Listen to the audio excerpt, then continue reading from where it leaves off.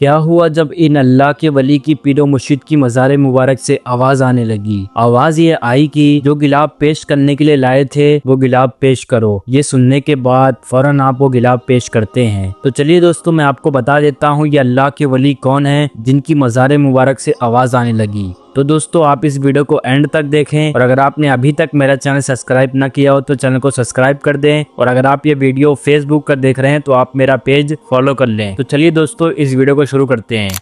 السلام علیکم ناظرین، میں ہوں نسیم رضا قادری، اور ماشاءاللہ ایک اور بارگاہ میں حاضری ہو گئی ہے سگر شریف میں۔ تو ناظرین، مجھے آپ رحمۃ اللہ علیہ کی جو بھی ہسٹری ملے گی تو آپ کو اس ویڈیو کے ذریعے سے بتانے کی کوشش کروں گا، تو آپ اس ویڈیو کو لائک کریں اور زیادہ سے زیادہ شیئر کر دیں۔ تو چلیے چلتے ہیں، اس ویڈیو کو شروع کرتے ہیں۔ دوستو، یہ درگاہ شریف کرناٹکا کے علاقے شگر شریف میں موجود ہے۔ آپ کا مبارک نام حضرت حماد الدین رحمۃ اللہ علیہ ہے، اور آپ کے والد محترم کا نام حضرت عماد الدین رحمۃ اللہ علیہ ہے، جو کہ ملک کاشان کے رہنے والے تھے۔ حضرت حماد الدین رحمۃ اللہ علیہ کی پیدائش بھی کاشان میں ہوئی، اور آپ کا بچپن بھی وہیں گزرا۔ کاشان ملک ایران کا ایک علاقہ ہے۔ اب چونکہ آپ کی پیدائش کاشان میں ہوئی، اس لیے آج آپ کے نام کے ساتھ کاشانی لگایا جاتا ہے، اور آپ کو حضرت حماد الدین کاشانی کے نام سے جانتے اور پہچانتے ہیں۔ آپ کے والد حضرت عماد الدین کاشانی رحمۃ اللہ علیہ نے دین اسلام کی تبلیغ کے خاطر اپنے اہل و عیال کو ساتھ لے کر ملک ایران سے ہجرت کی، اور ہندوستان کے علاقے دلی میں آ کر پہنچے۔ پھر جب سلطان محمد بن تغلق نے 1327 عیسوی میں اپنا پایا تخت دلی سے دولت آباد کو منتقل کیا، تو اسی کے ساتھ ہی ساتھ اکثر اولیاء کرام جو دلی میں مقیم تھے دلی سے دولت آباد تشریف لے گئے، جن میں حضرت خواجہ عماد الدین کاشانی رحمۃ اللہ علیہ کا خاندان بھی موجود تھا، اور آپ اپنے چاروں فرزند اہلیہ کے ساتھ دولت آباد تشریف لائے۔ حضرت عماد الدین کاشانی رحمۃ اللہ علیہ کے 3 اور بھائی تھے، جن کا نام حضرت خواجہ رکن الدین کاشانی رحمۃ اللہ علیہ، حضرت خواجہ برہان الدین کاشانی رحمۃ اللہ علیہ، اور حضرت خواجہ مجد الدین کاشانی رحمۃ اللہ علیہ ہے۔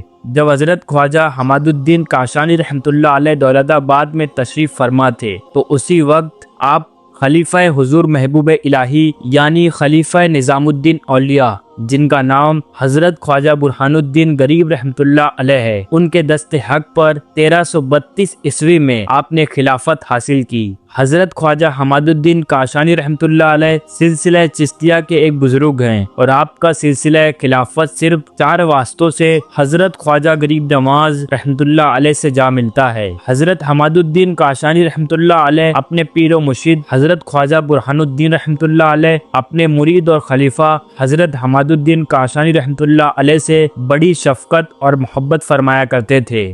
پھر جب حضرت حماد الدین کاشانی رحمۃ اللہ علیہ کے پیر و مرشد حضرت خواجہ برہان الدین غریب رحمۃ اللہ علیہ پردہ فرما گئے، تو آپ دین اسلام کی تبلیغ کے خاطر خلد آباد سے سفر کیا۔ 1338 ہجری میں کرناٹکا کے علاقے شگر شریف ولیج میں تشریف لائے، اور یہیں پر رہنے لگے اور اسلام کی تبلیغ کرنے لگے۔ ایک دن آپ نے یہ ارادہ کیا کہ خلد آباد واپس تشریف لے جایا جائے، اور اپنے پیر و مرشد حضرت خواجہ برہان الدین غریب رحمۃ اللہ علیہ کی مزار مبارک کی زیارت کا شرف حاصل کیا جائے۔ جب آپ نے یہ ارادہ کیا تو آپ کے بھائی حضرت خواجہ مجد الدین کاشانی رحمۃ اللہ علیہ نے آپ کے ساتھ ایک غلاف بھی روانہ کیا، اور کہا کہ جب آپ ہمارے پیر و مرشد کی بارگاہ میں حاضری دیں تو یہ میری طرف سے یہ غلاف ان کے روضے پر چڑھا دینا۔ تو آپ وہ غلاف لے کر کے خلد آباد پہنچے اور پیر و مرشد کی مزار پر حاضری دی، تو وہ غلاف اپنے سامان کے ساتھ ہی بھول گئے تھے۔ تو جب آپ نے وہاں پر حاضری دی تو روضے مبارک سے آواز آتی ہے، اے حماد الدین، جو تم میرے لیے غلاف لے کر آئے تھے وہ میری بارگاہ میں پیش کرو۔ اللہ اکبر! جب آپ کے روضے مبارک سے یہ آواز آئی تو حضرت حماد الدین کاشانی رحمۃ اللہ علیہ فوراً جاتے ہیں اور وہ غلاف لے کر آتے ہیں، محبوب الہی کے خلیفہ حضرت خواجہ برہان الدین غریب رحمۃ اللہ علیہ کی مزار مبارک پر پیش کر دیتے ہیں۔ پھر روضے مبارک سے آواز آتی ہے، اے حماد الدین، مانگو کیا مانگتے ہو، تم جو مانگو گے میری بارگاہ میں آج تمہیں ضرور ملے گا۔ پھر حضرت حماد الدین کاشانی رحمۃ اللہ علیہ نے ایک کاغذ پر 8 خواہشات لکھ کر دیے۔ پھر تاریخ میں آتا ہے کہ اس کے چند دن بعد ہی آپ نے جو پیر و مرشد کی بارگاہ میں مانگا تھا وہ سب کچھ آپ کو عطا کیا گیا۔ سبحان اللہ! حضرت خواجہ حماد الدین کاشانی رحمۃ اللہ علیہ حضرت صوفی سرمست اسد الاولیاء رحمۃ اللہ علیہ کی اس بارگاہ میں رہ کر یہاں پر لنگر خوانی کا انتظام کیا کرتے تھے، یعنی اس دربار میں آپ کو لنگر خانے کا انتظام کرنے والا بنایا گیا تھا، اور وہ طریقہ آج بھی جاری ہے کہ درگاہ شریف میں جو بھی لنگر بنایا جاتا ہے وہ حضرت خواجہ حماد الدین کاشانی رحمۃ اللہ علیہ کی مزار مبارک کے قریب ہی کھلایا جاتا ہے۔ ایک مرتبہ حضرت صوفی سرمست اسد الاولیاء رحمۃ اللہ علیہ کی بارگاہ میں محفل سما کو سجایا جا رہا تھا، اور حضرت خواجہ حماد الدین کاشانی رحمۃ اللہ علیہ بھی اس محفل میں موجود تھے۔ جب سما خوانی میں شاعر نے یہ شعر پڑھا کہ اے موت اس قدر صبر کر کے رک جا کہ آج لذت لیتا ہوں اس زخم سے جو میری جان محبوب نے دیے ہیں، اللہ اکبر۔ یہ شعر سن کر حضرت حماد الدین کاشانی رحمۃ اللہ علیہ پر ایک وجد